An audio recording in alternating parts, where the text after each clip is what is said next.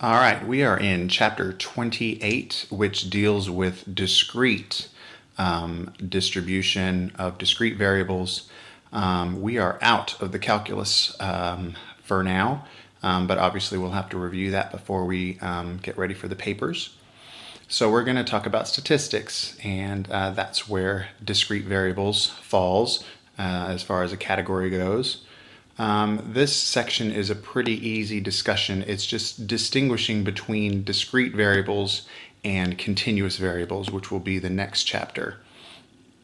So first of all, let's talk about what it means when it says random variables. Random variables are just the outcomes of a random experiment. And then to distinguish between discrete and continuous, discrete random variables are any that can take on a list of values, usually like integers.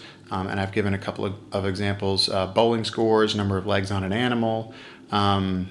You're usually going to see integer values for those, not decimals and decimals within decimals that go on forever.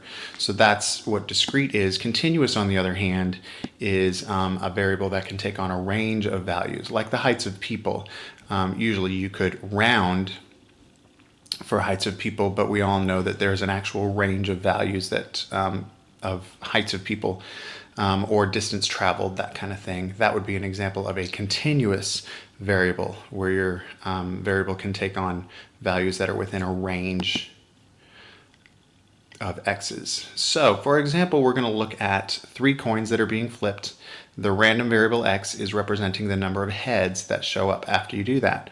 We're going to draw a graph that shows the probabilities of all the outcomes, and then using x, they want you to get used to the terminology here, or the notation rather, of writing these things.